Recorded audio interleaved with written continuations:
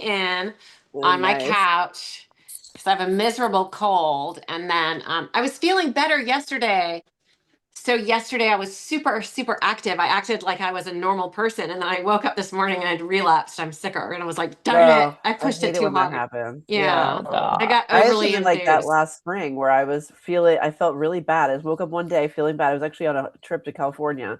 And every time, every few days, I would feel, oh, I feel like entirely better. And then the next day, I would feel exponentially worse. It was Hmm. weird. Uh, It's the And worst. yeah, it wasn't Yeah. good. 'Tis the season. Happy New Year, Yeah. tis the everybody. season. Yeah. Happy Happy New New Year. Year. And Yeah, Happy New happy New Year Year. to James from Bahia and David LaBoy, Riff Rock 51, and Pluviophile J9N. Hi, Jen. It's nice to see you too. I like that. That's rain, right? Loving rain, Pluviophile. Uh, that's awesome. I am Leslie Elliott Boyce. I'm speaking today with Christine Siefenwalk, Jennifer Friend, and Jenny Holland. We miss you, Jenny. It's nice to see you. I'm so happy to be back. It's so great to see everyone. Yeah. What have you been up to? What's new in your world? Well, I don't remember the last time I was on. I think it's as far back as like November. I missed a couple of sessions because I was attending this really fascinating workplace lawsuit tribunal for 2 weeks in November. The case hasn't been decided yet, so don't know what the update is going to be. But a friend of mine sued her employer for discriminating against her for her gender critical beliefs. Mm. And then I don't know, it was just sort of like a buzzsaw of like various things that kept coming up that kept me away. Um, it's I'm to be honest, I'm really kind of shook, as the kids say, that it's 2026. Oh, I turned 50. That was another big one. Oh, happy birthday.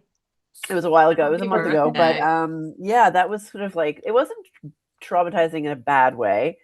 It was actually kind of the opposite. It felt like an accomplishment. I was like, oh, it's a serious milestone, but it's also sort of trippy to just be like, not only is it a new decade, but that particular decade feels like a significant turning point. So that was interesting. And Christmas was fine. It was peaceful. It was full of great food. So I'm grateful for that. Yeah, 50 feels significant. I'll be 50 this year. It feels like it used to sound so old, but now It does. it's That's exactly No. it. That's exactly what it is. It sounds so old. But now that I've arrived there, it's like it doesn't feel old, actually. Someone I know, and a fellow Substacker, said something great. He's like, "Your 50s are your adolescence, is your adolescence of your old age." Oh, Oh, that's I funny. like I that. believe it. I Well, believe it. now we're Totally. being joined by somebody who I think is significantly younger than 50. Hey, Ryan, Hi, I'm Hi, 38. Ryan. 38. Hi. Yeah, you're just a baby in this group. Aw. Thanks for having me. Sorry, I was having trouble getting my Zoom working. Oh, well, no, I'm glad you're here. It's great to see you. So, for anybody listening and watching, we're speaking with Ryan Rogers of Reality Therapy, the Reality Therapy podcast. And some of you guys probably already know Ryan. He's got a fantastic show, and I'm really happy to be joined by you today and to have the chance to talk with you. Thank you, Leslie. Good to be Yeah, here. Nice to yeah. meet you. Well, so for those of you tuning in for the first time, this is Solid Ground. This is our live stream we do every Monday. This is the 3-year anniversary of our live stream. We've been doing it every Monday, missing only just a couple. I think we've pre-recorded a couple and maybe had 1 or 2 weeks we haven't done it, but for the last 3 years, since the beginning of January 2023, we've been here every Monday, just about. And we started this in order to promote our peer discussion group, our peer support and discussion group, Solid Ground, which is a place where people come together to have mature conversations about all the things that are going on in our lives and in the world. Started as a group of people who were experiencing stress from authoritarian ideologies in their workplaces and schools and in their children's schools. COVID, could be woke, could be all the kinds of pressures that, we've spent so much time detailing and uncovering and examining, but they're still going strong. We have great discussion groups, and we started a new thing in December, which has been really lovely, which is that after the live stream, we go off the record and we bring in our members. Any of the members who want to join are welcome to join us. And we just continue the dialogue that we've been having in the live stream, because the members a chance to ask any questions that they might have of the guests that we've been speaking with, if the guest can stay. And most of the guests have, I think everybody has been able to stay so far, which has been really awesome because it's just this it's more personal, more interactive. And if you guys would like to join us, you can go to our Substack. It is Solid Ground Support at Substack. If you have any questions, you can email us at solidgroundpeers, PEERS @gmail. And I'm the one who monitors that, so I'll get right back to you. And we're starting a new thing starting next week. We have quite a few members who are in the mental health field in therapy or something adjacent like coaching, or have been mental health students or currently are. And we're going to start doing mental health specific consult groups twice a month. So that'll be on Tuesdays at 10 o'clock Pacific, which is 1 o'clock Eastern. And all you have to do is become a Solid Ground member and you are able to join those groups. So if that's something you're interested in, please join us. And that is the end of my preamble. So Ryan, can you tell us a little bit about your work over the past, when did you start your podcast and what do you feel like? I know it's you've just finished your graduate degree. So Yeah, just you're graduated. you've got a lot of things Congratulations. going. Yeah, congratulations. So can you tell us just a little bit about where you're at in the world right now and your podcast? Yeah, so just graduated, got stayed employed at the rehab addiction men's treatment center where I was doing my internship. I just get paid now, which is nice. Um, for the podcast, been going on just over a year now that I've been doing that. It started in grad school when I was like, what in the world am I seeing here? What is going on? What are these, privilege walks? Why do I have to be a political activist to help people with mental health and addiction issues? I don't understand this. And I started reaching out to people like you, Leslie, and started hearing there's a lot of these stories and trying to, like you are, trying to document these stories and figure out what is going on. Because if you walk into these spaces, it's just kind of assumed that everybody knows what's happening. And you just like, did I not get the instruction manual for this? So trying to explain what you're seeing and how this is trying to colonize the mental health field. Colonize is a great word. It does feel like it's just sort of been taken over by this ideology. And what a shocking thing to see when you were expecting something completely different. Yeah. And I will just respond to something real quick in the chat because it's something I see a lot. And I know it's a bit of a tangent, but I'll just say it. I'll just respond anyway. YouTube Gloop E5H says, that's why you claim to be centrist to the camera when you're clearly just trafficking right-wing talking points. I've had a few people say stuff like this recently, and I don't know what centrism really means to other people. But I know that it generally means a person whose opinions are all over the range, all over the spectrum, so that they're not, it doesn't mean you have a middle opinion. So a centrist is usually, I'll just clarify that, someone who has opinions on the right and on the left. So I just clarifying that for the sake of YouTube Gloop. Anyway, back to what you were talking about, Ryan. What are some of the major themes that have come up in your dialogues that you've found really interesting? Well, one of the themes to kind of respond to what that comment was about, like in a lot of ways, I'm really apolitical in a sense. Like I'm not trying to push people towards Republican or Democrat. I'm trying to give people good quality mental health care without worrying how they vote. So that's a big theme in what I deal with, and I know it's what you deal with as well.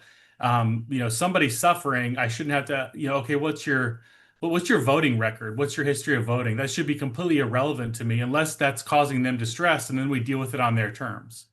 Mm-hmm. Mm-hmm. Absolutely. I remember when I was in graduate school and I was told by my faculty advisor that they knew that they were no longer training therapists who would be able to work with Trump supporters.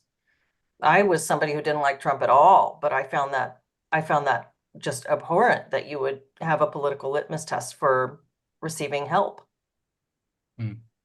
Yeah. So Ryan, you put out a video that I found particularly interesting.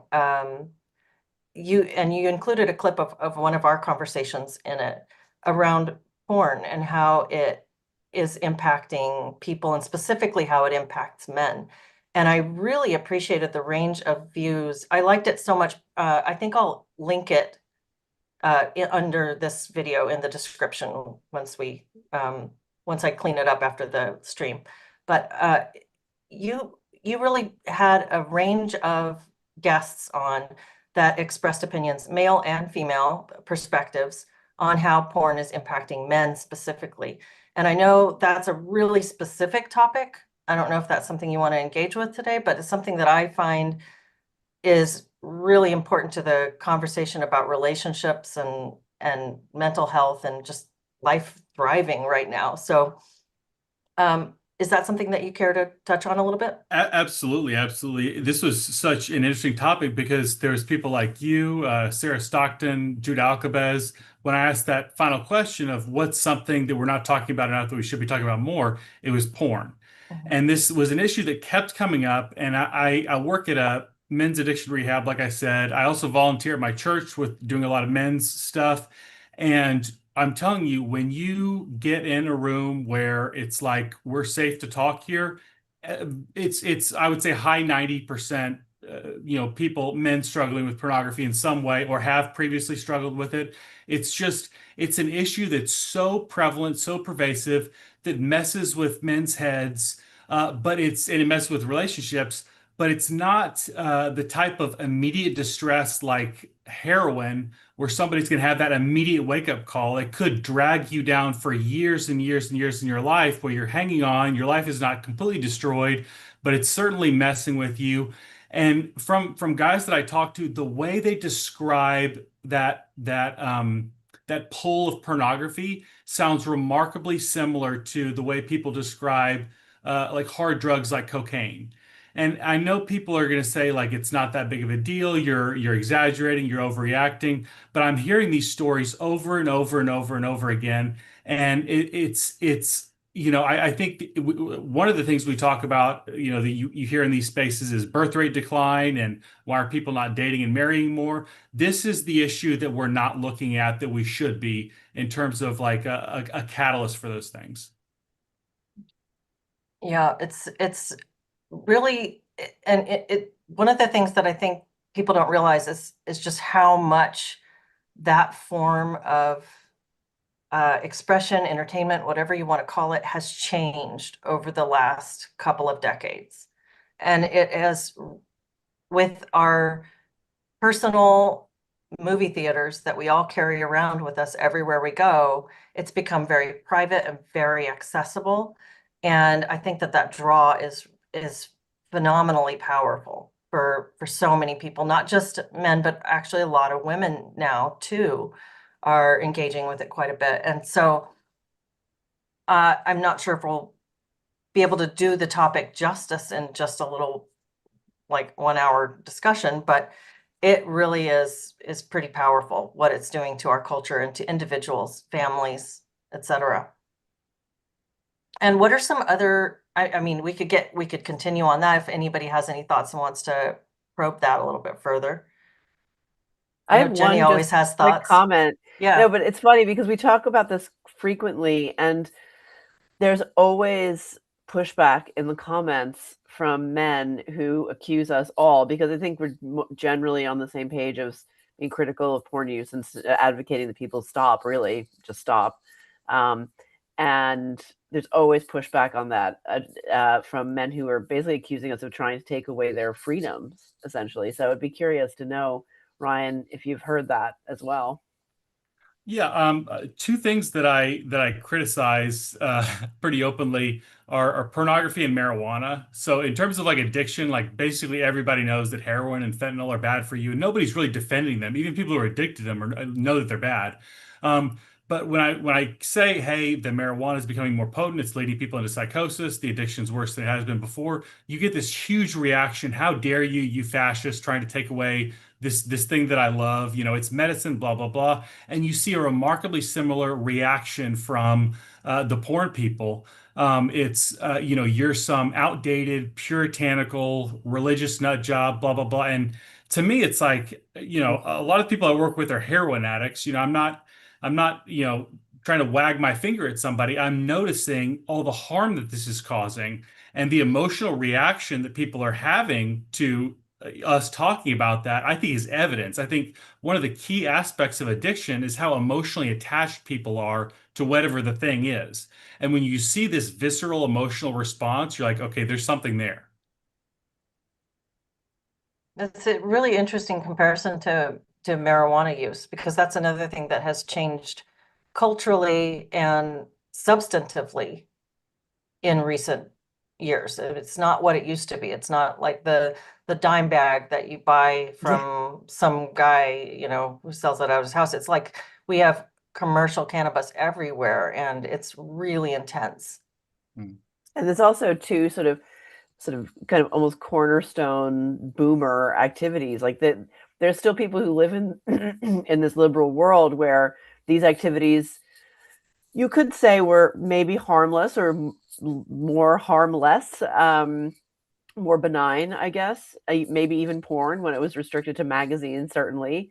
And that kind of like that idea of liberty and being able to access these pleasures, these physical pleasures, was like an important aspect of autonomy and adulthood. And it also just was they're two very important things to actual boomer culture. And it's just interesting how that idea is so powerful. It still hangs on, even though there's all this evidence mounting that we're not talking about your grandma's marijuana, literally, anymore, or your grandpa's porn. Sorry for that disgusting idea. Um, it's an entirely different beast now, and it's still, yet people have a hard time coming to terms with that, in my experience as well. Mhm, mhm. I Yeah. actually had a friend who both her kids, they're twins, both of them ended up hospitalized for psychotic breaks, if Wow. you will, from the extended use of marijuana that's out Oh now. my God. So both of them, it was one year, and 2 years later it was the next one. Oh And my so God. and this is something that's very close to me, so that was very close to my heart as well. But yeah, it's pretty, um, it's so much more severe than people are realizing or talking about. But when you see somebody going through that, that is frightening. I mean, it was frightening to watch. So anyway, Yeah. it's there. Yeah. And I guess to broaden it out a little bit more generally, Ryan, you having just come out of a therapy program and seeing all of this ideological and social contamination, I suppose, or pressure within that program and within the field, how do you feel going forward as a therapist now that you're going to be working professionally? Do you feel like there's reform possible? Do you feel like it's still possible to carve out a space for yourself to be independent of a lot of this stuff? And what do you see clients' perspectives on? How do you see clients' perspectives on therapy changing as well? So I work in a unique space that's very different from a lot of like private practice type care. I know some people don't like this, but like the term worried well, people who life Mhm. is going mostly well, but they might have some anxiety or something. I deal with like very acute people coming out of jail, prison, off of a heroin overdose. And so it's very 30 to 90 days is where I deal with people. And the addiction world is its own little world. It is very different from the rest of therapy. Yeah. I think people understand, you have this client who's in a high degree of distress. They're coming to you. Either you help them get things together and they stay sober, or they could die of a fentanyl overdose the day that they discharge. You know what I mean? Yes.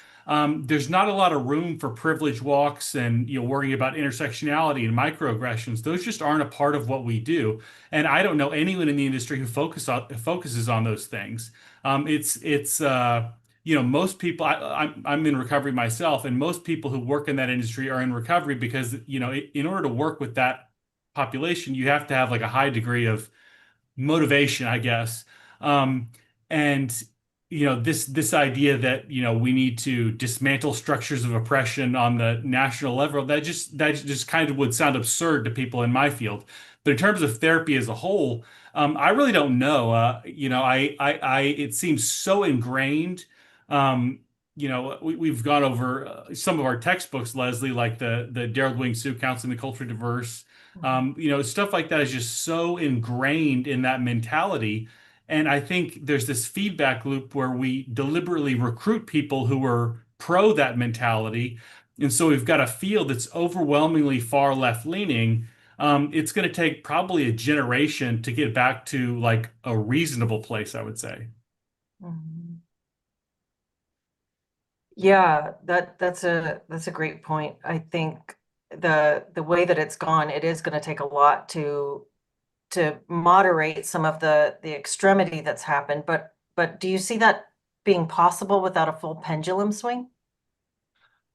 I think there's something, there's a Sigmund Freud quote that I'm probably going to butcher, but something along the lines of we all eventually run into the brick wall of reality. Mhm. And I think, just looking at my classmates, they've got like this super social justice mentality when early on we're doing our theory classes, and then you get into practicum and internship, and you realize like, oh, I actually have to help this person with their anxiety. Like I have to actually do some real work here as opposed to just virtue signaling. And I think when these therapists get out in the real world and they realize, oh, if I want to help people, I have to know a little bit more than just social justice jargon. I think that's going to motivate a lot of people. How much effect that's going to have, I don't know. Mm. Mhm. Mhm. That's so interesting. I'm very interested in the topic of addiction. I've had a lot of close experience with it. I don't want to say too much, but in terms of loved ones, and I, just knowing basically, so let's say at AA as an example, knowing the steps, the 12-step program. And even as a kid, I was familiar with it because in my extended family, there was a lot of AA membership and whatnot.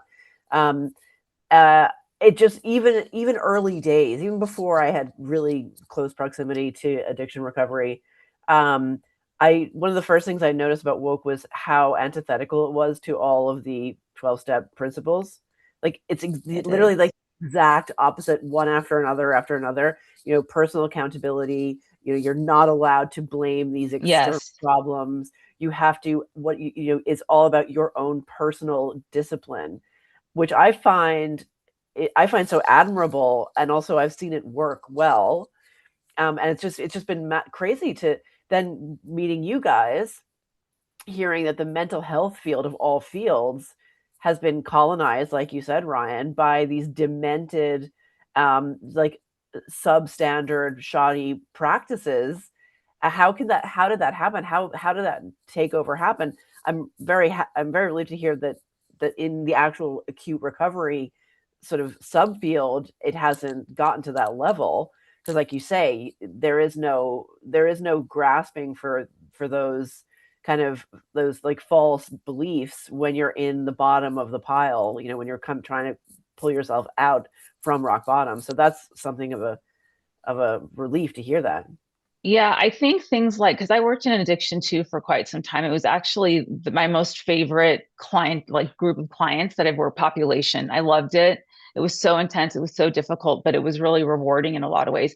But things like microaggressions and those kinds of, ideas, they diminish or take away from the idea of personal accountability. Mm-hmm. That's why those things just don't belong in the 12-step model. They don't belong in addiction recovery in general, because that's externalizing, as you were saying. So just the whole concept of the social justice ideas in and of themselves do not match with treatment in that kind of acute, environment that you're in.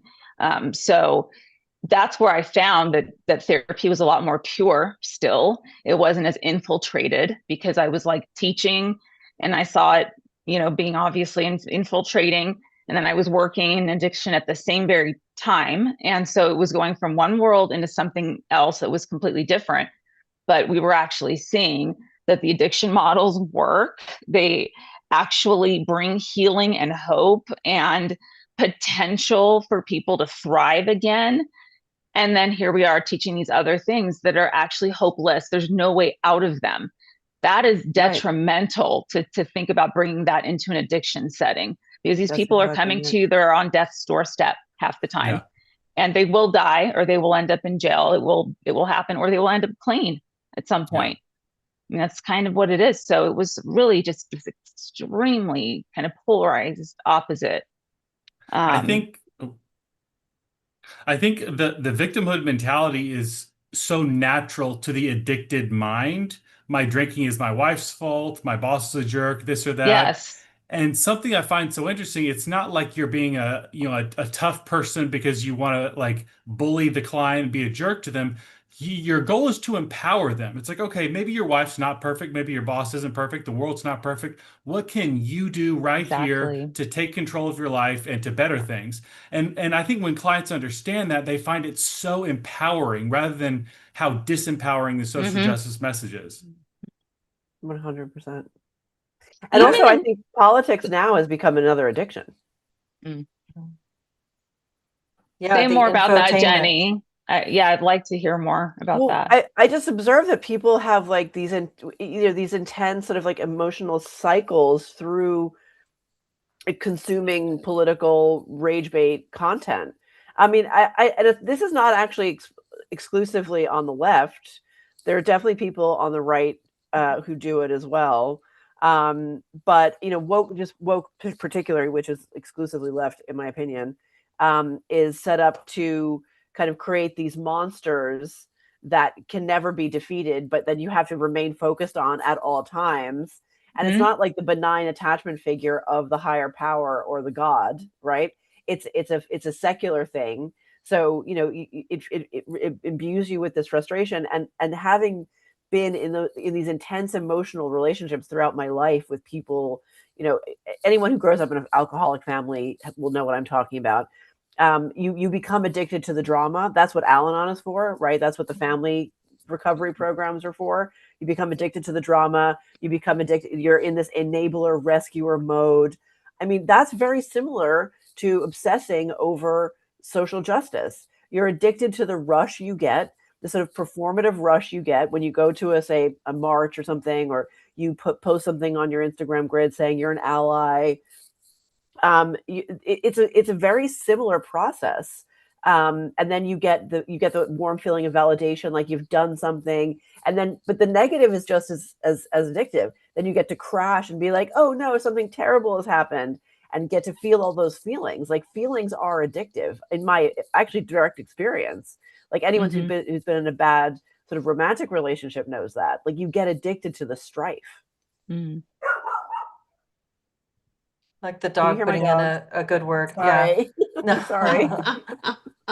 Well, it's interesting, you're pointing out how the social justice ideology clashes with the on the ground experience of helping somebody who's in a dire situation. And I Yes. noticed that over and over during my training, how this felt like it was directly contradicting the other work we were doing. And there wasn't any attempt to integrate that and make that make sense. It's like, oh, we're going to learn about intersectionality over here, but then we're going to talk about, classical concepts of psychology and psychotherapy over here. And we're not going to bridge that gap. Like, here's how white people are the oppressor, but then here's how a child develops, and how here's the white identity development model. Oh, and over here, here's Piaget and Erickson, but we're not going to describe, okay, how does the white thing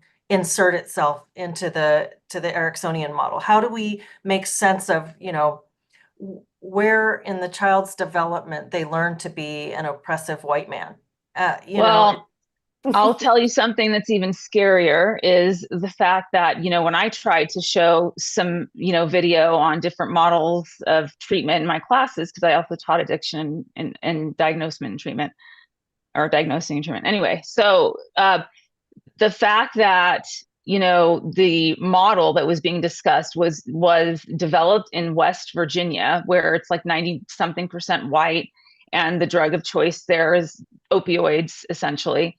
At least that's what this particular, model was talking about.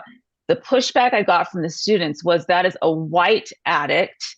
What about the black addicts? So these people were taking Oh it my even a gosh. step further. That was just absolutely out of out of control. So there was a lot less compassion if you were a white person who was addicted to an opioid or to heroin or some other narcotic, or versus somebody who's Black that was addicted to crack, especially because of the 80s epidemic. And where the hell were we in the 80s? Well, we're not in the 80s now, we're here now, and this is what we're doing now. But these students were very stuck on that and not feeling as though addiction across the board should be treated the same, I guess, essentially, that there was, a worse experience of addiction depending on the color of your skin, depending on your gender identity, all of these other identity politics. They entered the classroom. That's not the way it was in the clinics, but that was, or the rehab facilities, but it was that way in the classroom. That's what I started to notice, and that was frightening to me. I hope that when those clinicians actually enter the workforce, that they do hit that brick wall of reality and knock that off, because otherwise the educational institutions are unleashing upon the unsuspecting and vulnerable public mental health practitioners that have a secret agenda, and that is to propagandize their clients. And whether, if you're coming in to therapy because you have something potentially life threatening, such as an acute addiction, or if you're coming because you're devastated that your marriage is breaking up, you aren't coming to hear the therapist's personal ideology, that they've been sort of, I think, brainwashed into, that they're now trying to put on the client. I just find that really chilling, or to potentially have more compassion as a therapist for one group versus another based on immutable Yes. characteristics. To me, this is a massive breach of professional ethics, and really a betrayal of the clients that are coming in trusting. I mean, they come in and they're trusting us. We're complete strangers, and they're trusting us with these vulnerable parts of themselves. And if we have these preconceived notions of their value or the value of their suffering, I just think it's really I think it's malpractice. oh yeah. I mean, to me, it just, I don't even, I can scarcely find words for it, other than, to me, it's just against all of the ethics that I hold. I'm following what you guys are saying, and at the same time following some conversation in the chat. There's some really interesting side sort of dialogues here. I'll address one real quick, and then I'll get into one that's a little deeper and more interesting and substantive. I seem to have like attracted some bots or some maybe one person who has a whole bunch of screen names lately who thinks that it is effective to call this podcast or this show right wing, and thinks that that's a slur. Just for the record, I don't think that's a slur. It's not how I personally consider myself, although I'm sure I have some opinions that are pretty right wing. I also have some opinions that are pretty left wing. I don't have an identity around this, and it's not going to hurt my feelings if you call me conservative or right wing. So whatever that is. Thanks, James. James from Bahia says, ignore the trolls. I agree, but I just want to make that clear, because I keep getting those comments. It's not an insult to be called right wing. I don't feel insulted by that, just so you know. And I don't feel like I have to clarify that all the time, but I'm just going to clarify it real quick. But I think that's good, because I think that term is used to shame and bully people into silence. Like, oh, you can't say that because that happens to fall That's under what we're right. terming right wing. And the term right wing, I've noticed, keeps expanding and expanding and expanding to include things that everybody basically believed 20 minutes ago. Right. Yeah. So I mean, at this point, it's become almost nonsensical. it is pretty nonsensical. And I'd say, like, in terms of sexual morality, marriage, family, you could probably pin me pretty right wing on that. And there's other things that if we talked about it, it would not be the case. So, but I don't care. It really, like you said, Jennifer, it's pretty nonsensical. It's like calling somebody a racist. My graduate school called me a white supremacist because I disagreed with race broaching at the first session. I disagreed that if you're sitting with a client and they are of a different race than you, that becomes the most important element of your relationship with them, and that you're supposed to you're supposed to talk to them about it and align yourself based on your intersectional racial dynamics. I disagree with that because I see people as individuals, and maybe race is Absolutely. really important to that person. And if so, let's talk about that. But Right. maybe it's not. Maybe they're there because they're having problems with their job or their husband or just motivation or something like that. And if I suddenly start calling them, assuming that race is at the heart of their issue and foregrounding that, I don't think that that's helpful. So for that, my school called me white supremacist. I kind of laughed at that. So if I can laugh at that, I can laugh at being called right wing. I don't care. It's all whatever words you want to use. People are obsessed with labels these days.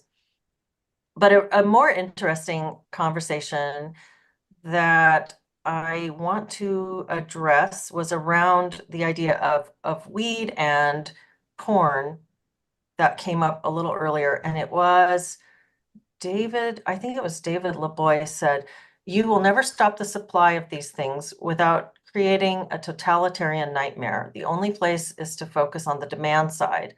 And then there's an interesting back and forth here where a mall space, I think a male space. The way the words are all squished together. A male space asked back, as in telling kids don't watch porn. Serious question. And there's this dialogue between whether it's just all parenting. Like as parents, is your job to completely insulate and isolate your children, educate them, and sort of inoculate them, so to speak, against these cultural forces? And is that the whole answer? Or is which is stronger, parenting or culture? And I feel like this is an argument that people want to make black and white, but it's impossible to make that black and white because there's contributions from both. Like there is the parenting aspect, but there's also the cultural pressures that are designed in order to entice people into certain actions and certain behaviors. And so I kind of just want to get y'all's thoughts on that. What are some things that you think about the intersection between individual responsibility and cultural pressure?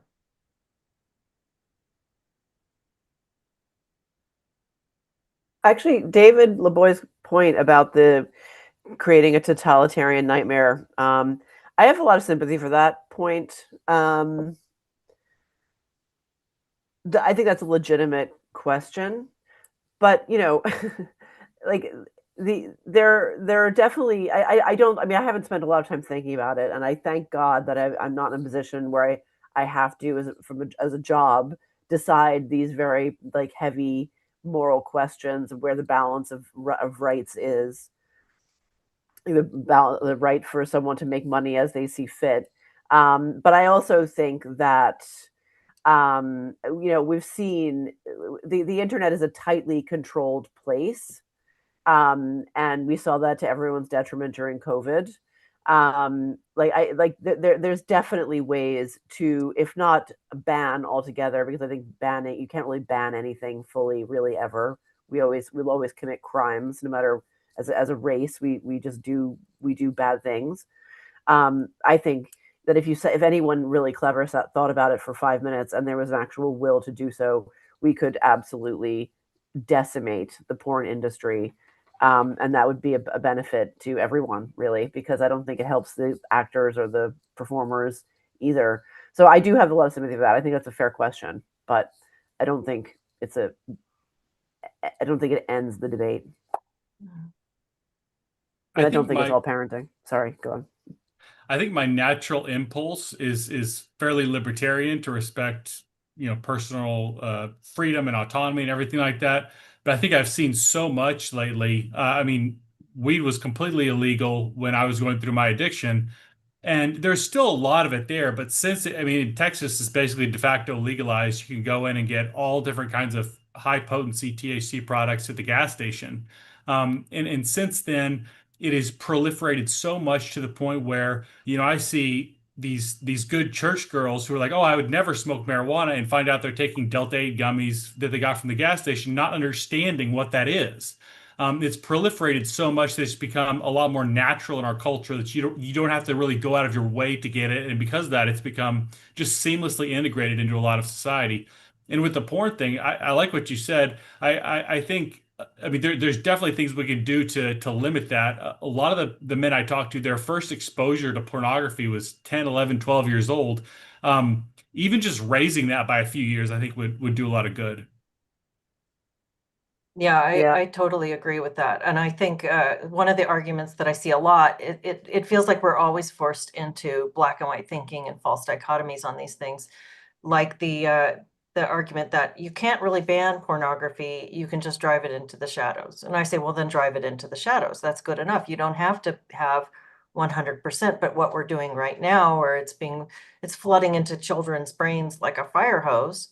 And I spent part of my weekend reading a lawsuit that's just been filed against Pornhub and the porn industry, a lot of these porn industry giants.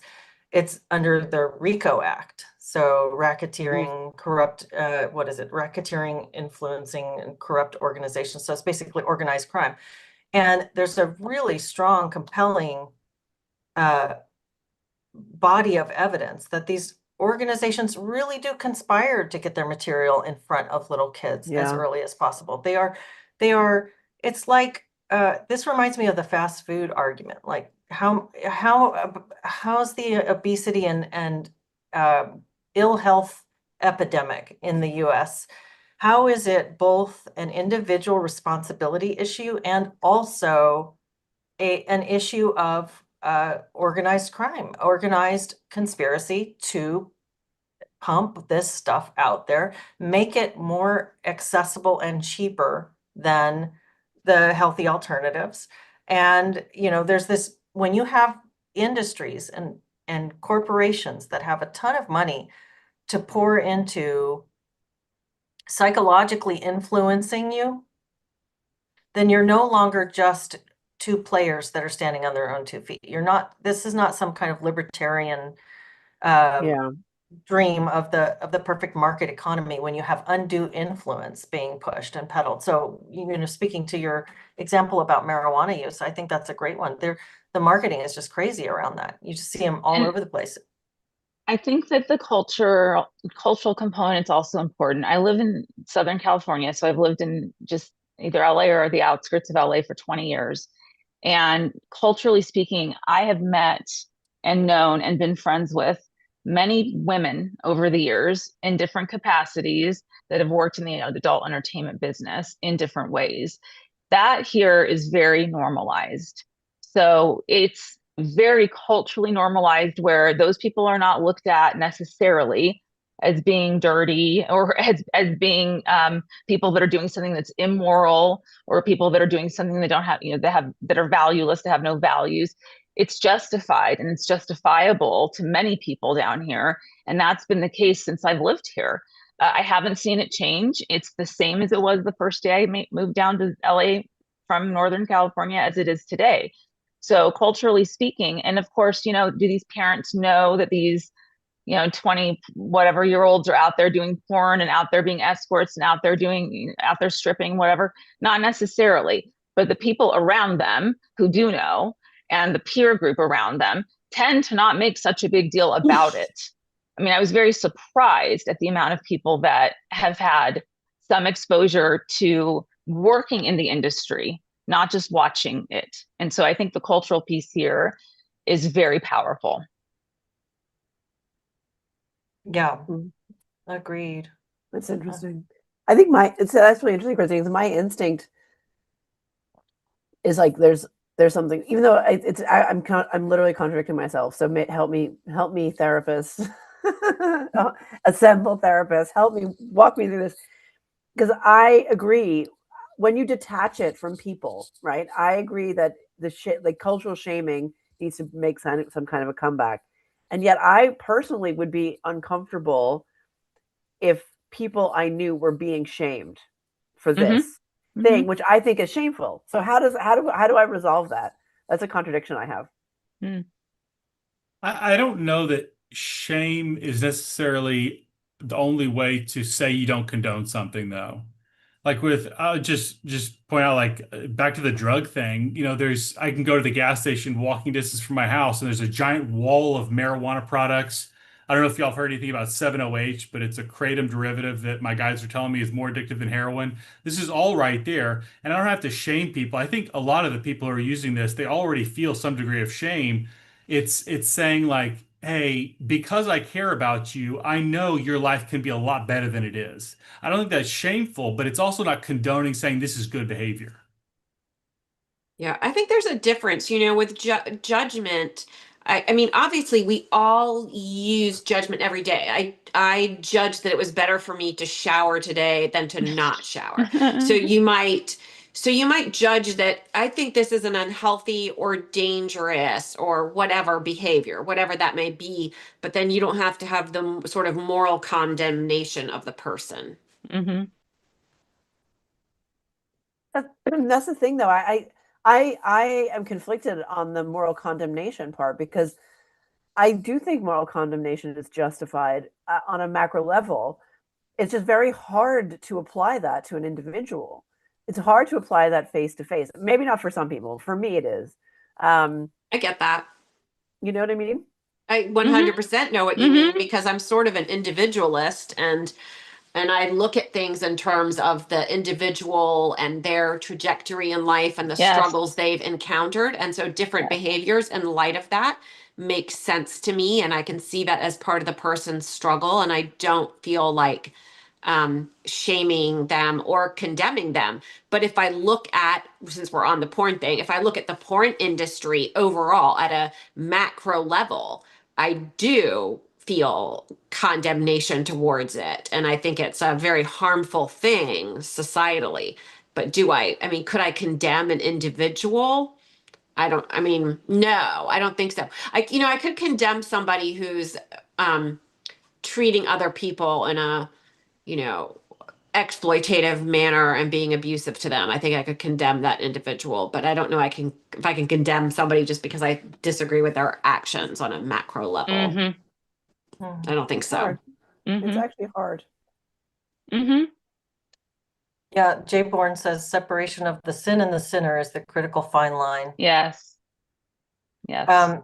This was one of the things that really struck me, and I've been giving a lot of thought to since going through graduate school for clinical mental health counseling, was that there is no articulation of healthy relationship to sexuality. And I know Mm. that it's going to be complex. I know that people are really complex, especially in this area. This is really a highly individual part of our lives, but for the field of applied psychology to have no way to articulate a range of healthy behaviors seems really strange to me. We were taught that basically as long as it's consensual and it feels good to the individual, it's good. We had one lesson in which I've talked about this before, but it's been a while. My human sexuality professor was telling us that your clients are going to say some things that are pretty wild to you sometimes, and you're going to have to just be able to roll with it and not judge it. Like the time one of her clients told her that he does scat porn. And I'd never heard those two words together, but you can put together what that must mean. And she said she had to really restrain herself from laughing, which, yeah, I know Jenny's It's like, yeah, she funny. would. It's Well, and I funny. know, Jen, I could see you laugh, but my thought was, if I heard that, I would think how tragic that this person does. What is going on? How have you gotten there? How deep is the tangle that allows you to just casually say that that's what you do? And how many layers of dysfunction and maybe self-hatred are going on here, and disembodiment, disassociation? What's going on for this person? And so I see that as the tip of a really big iceberg in that person's life. But her thing was, you just have to let him, that's his sexuality. There's nothing wrong with that. You just have to make sure that you don't express any disapproval, or you don't find it humorous. And so that was so wild to me. It was so wild. And, at the same time, that same class, we're being taught that for a trans person to be rejected sexually by a partner who finds out that they were trans after that had previously been concealed is an incredible trauma to the trans person. And it is really like this great evil that we need to educate out of the cis heteronormative population so that they don't perpetrate that evil again. We didn't talk about the feeling of betrayal that you might have when you are the partner who's been under false assumptions about this other person, that this other person has misled you. That wasn't even touchable in this course, because to express that idea would have been deeply transphobic. We were even given examples of wives whose husband comes out as trans after years of marriage and several kids. And if she rejects him and does not embrace that new identity, that she is a perpetrator of harm and trauma upon her spouse. And we didn't, but we, and you know what? I'm here for that conversation. I don't have to agree with it to understand, like you guys said, about the individual experience of that person going through that thing. It sounds like the tip of another big iceberg for that husband, but I'm here to hear what that's like. I'm also very much here to hear the conversation about what that's like for the wife. Right. And I see her as a person who's had a massive life shock, a trauma, a betrayal trauma, just 100%. your whole life turned over. But we couldn't have that side of the conversation because there was one way to look at this. And so what I found was that there's all these don'ts, but they're all around judgment, cis heteronormativity, expectations of family or monogamy even. Those are all the don'ts. But what are the do's? What is the articulation of a healthy sexuality? And if you take Pooping the on social justice, someone. yeah, on camera. So anyway, I just wonder, like, Ryan, was it a little bit more sane in Texas than it was in Washington?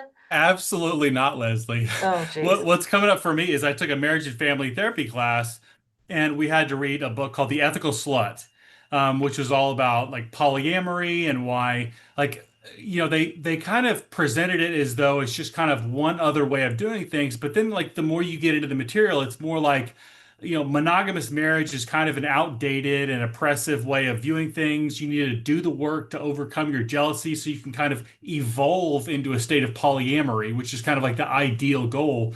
And we in that class we talked like a lot of different variations of sexuality. And something that really bothered me is we talked about BDSM at one point, and I was like, because it was very much a sex positivity environment. Yes. You just Yes. affirm and validate everything, which sounds nice. You don't want to shame people, but you ended up condoning things, sometimes even things that the client themselves might want to change, but your job is to kind of soothe them and say, no, it's okay. And so, an example that I really butted heads with a professor and multiple classmates on, if you have a woman or man who is aroused by being humiliated during sex, is there some underlying issue that you need to explore on that? And the answer resoundingly was no. All you do is affirm and validate. And I could not understand like how you put that together. That's insane. I mean, It's just an I don't. inversion. I was talking about this with a couple of people yesterday too. I mean, and our role is to constantly be curious and wondering, I think to an extent, right? And exploring. And then that's why this whole affirmation and validation without exploration, without curiosity, without wondering, without exploring deeper, that's the therapy, isn't it? Anyway, according Yeah. to me, I guess. But No, therapy is exploration. It's not automatic like, validation. absolutely. Well, So That's until 5 minutes ago, bondage, sadism, masochism, these were considered problems. This was considered pathology yes. until the consent-based morality the Pamela. the sex positivity movement in particular. That's been the big, I mean, when I was still teaching, went to a presentation about that, and pretty much everything that both you, Leslie, and Ryan are talking about. I mean, that was what the presentations were about, that there was nothing pathological about wanting to be humiliated and defiled and God knows what else abused during sex. That was just a particular fetish that somebody enjoyed. And so let's not judge that. And if it's consensual, then by all means. And that's what they're bringing, ushering in to these programs. Yeah. That's what I That's wonder is who's behind that? I mean, who, I was just there, thinking that. and how Satan. is it funded, and what's the motivation? Because now on college campuses, a lot of times during orientation week, they have this giant sex positivity. I think college students are capable of getting it on without assistance, and they're pretty much enjoying sex, but they have to go and set up booths and show them butt plugs and different sex toys. And it's like, I we've got to make sure you're having great hot sex. Who is this invested in it? And the why are they left. trying to, what's their motivation for trying to sort of reshape human sexuality, and who's The funding it? left. I don't know if The anybody left. knows. I Well, I do. know it It's the can't, left. yeah. It's the I'm sure far it's the left. I mean, left. it's Why? Like, sexual what's the end goal? breaking sexual taboos is a core foundation of far left ideology. It's you cannot separate the two. It goes back to the French Revolution. Actually, I think that's why Marquis de Sade was something. I'm not a historian, but he was freed from the Bastille during the Revolution. The Boomer generation. I just finished reading a book called The Destructive Generation by David Horowitz and Peter Collier, and their chapter on the Weathermen and the Students for Democratic Society goes into some detail, especially with the Weathermen, how sort of like the enforcement of non-monogamy and group sex and the pressure to, even for men to have to sleep with each other, straight men to sleep with each other, was so great that if you didn't do it, you were suspicious, you were not on board. It's an indoctrination. It's almost like a gang initiation. You have to do something that you find reprehensible and immoral and disgusting to break Transgressive. you, Yeah. so that you can be fully part of the in-group again. Mhm. You Title of cannot that book separate again, them. Jenny? What's the title? Destructive Generation. It's a fantastic book. It explains a lot. And David Horowitz died in 2020. He died recently, unfortunately, because he was an absolute font of wisdom. And I kept coming across his name. I finally went to buy one of his books. He's written several about the far left of the 1960s and the student radicals and stuff like that. But Bernardine Dorn, who was the head of the Weathermen, was extremely insistent on orgies and these like days long sessions where sex and kind of struggle sessions kind of went hand in hand. There's no separating the two. There's no separating the sexual deviancy from the far left agenda. I realize to a 1960s mind, I probably sound like some sort of like John Birch Society freak, but like this is actually factually accurate now. I mean, and this is why I am one of them. I have come to see the far left as the deep deviant inversion as something akin to what Christians conceive of as Satan and satanic. Mhm. You see And it as that's basically like a dark energy and a dark force. Destructive Generation. Yeah. Mm-hmm. Yeah. Okay. Great recommendation. Ryan, I wanted to ask you about men and mental health and some of the themes that you see coming up. I know we're at time for the live stream, so maybe I'll ask you that during our members discussion, because I know that that's been there's been a lot more attention to the fact that the mental health field has become extremely female dominated. And I'm sure that that comes with some positives, but it also comes with some negatives. And so I'm really interested in what you have discovered or thought about that as you've talked with other therapists and other mental health affiliated folk. Would you, before we switch over to the members discussion, could you just tell everybody where to find you and plug your stuff? Yeah, so On YouTube is Ryan Rogers at Reality Therapy Ryan. On X is Ryan McRogers or Ryan Rogers. Those are the main places that I post stuff. Awesome. Yeah. James from Bahia says, cue Helen Andrews.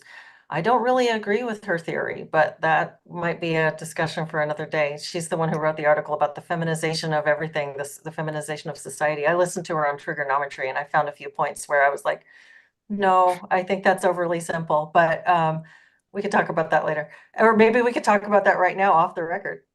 But thank you all so much for joining us today in the live chat and on the stream, and we will be back next Monday. See y'all.